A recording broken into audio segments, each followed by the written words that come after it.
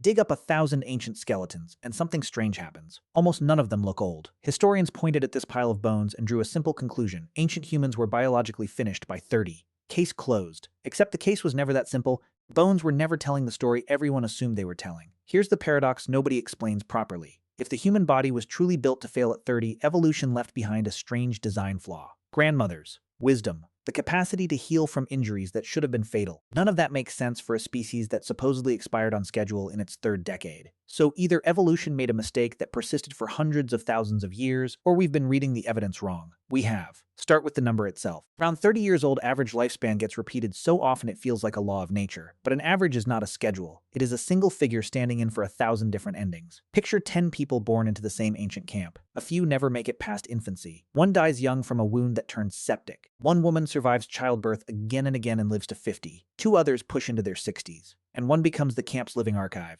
The person who remembers where the herds went during the last bad drought and exactly which plant killed a man 3 summers ago. Average their ages of death together, and you land near 30. Not one of them actually died at 30. The number is mathematically real and almost completely misleading about any individual life. So if adults weren't dropping at 30, where did all this early death actually concentrate? At the edges, overwhelmingly at the very beginning of life. Childbirth itself was the first and one of the most dangerous thresholds a human being had to cross, twice if you count the mother. The human birth canal is a tight, curved passage built around competing pressures, walking upright, supporting a body, and pushing out an infant with an unusually large head. Get the positioning wrong, let labor stall, let bleeding start and not stop, and there was no surgical team standing by. Ancient birth attendants were skilled. They had generations of accumulated technique behind them, but there were emergencies they simply could not reverse. A single difficult birth could end 2 lives before either one had a name. Survive that, and the danger didn't disappear, it just changed shape. A newborn's immune system is barely operational. An infection that an adult shrugs off can spiral out of control in days. Diarrhea can drain a body that has almost no reserve to lose. A cold night can be lethal when there's no body fat to burn. Then comes weaning, the moment a child starts eating shared food and drinking from shared water, exactly when a new sibling may be competing for the mother's milk.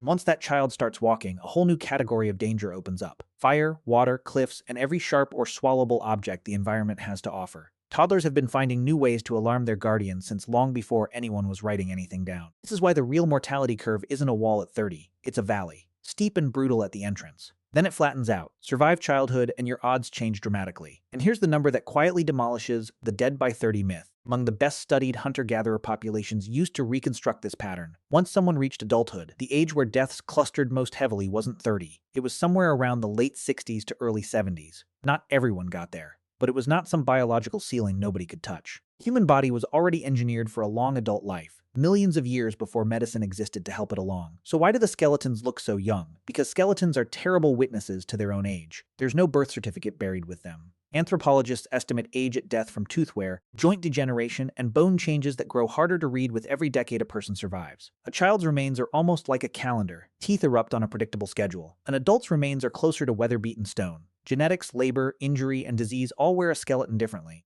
Past a certain point, decades blur together into one vague category, a filing folder labeled simply old, swallowing everyone from a fit 50-something to someone who lived past 80. Then there's preservation. Infant bones are fragile and often never survive to be found at all. Some ancient communities didn't bury infants the same way they buried adults, which erases a whole category of the population from the record before archaeologists ever arrive. And older adults vanish from a different exit. Mobile groups didn't leave every person in a tidy cemetery. People died mid-journey, mid-hunt, in conflict, places nobody ever excavated. What we dig up isn't the population that lived. It's the narrow, accidental fraction of the dead that happened to be preserved, found, and correctly identified thousands of years later. Put those two things together, imprecise aging methods, and a fossil record that quietly filters out both the very young and the very old, and you get a picture of prehistory that looks younger than it actually was. Not because people didn't live long, because the evidence of it kept disappearing. And what actually killed adults? Once they cleared that dangerous opening chapter of life, rarely age itself written cleanly as a cause. Infection was likely the single biggest threat, a cut that should have healed instead spreading through the bloodstream, an abscessed tooth turning into something systemic, a lung infection with no way to treat it. Accidents took their share too, a fall during a hunt, a break far from camp with no way to set the bone properly, injury that turned a temporary setback into a fatal spiral through infection or immobility. Violence existed, but not as a constant. Some communities lived through long, peaceful stretches. Others faced real conflict over territory and resources. And for women, danger of childbirth didn't end after the first pregnancy. It repeated with everyone that followed, quietly stacking risk across a lifetime. Then agriculture arrived, and the myth that farming automatically improved health collapses too. Settled communities packed people and animals closer together, giving diseases new highways to travel. Diets narrowed around fewer crops, so a single failed harvest could threaten an entire settlement. In many early farming populations, health actually declined at first, even as the population itself grew larger. Society can succeed at the population level while its individual members are living through something worse. There was never one single ancient lifespan. A forager tracking herds across an ice age landscape, a farmer bound to a single failing harvest, an urban laborer in an early city. They were living under completely different mortality systems, all flattened into the same misleading number. Which brings us back to the grandmothers, the healers, the elders remembering exactly where the water was during the last drought.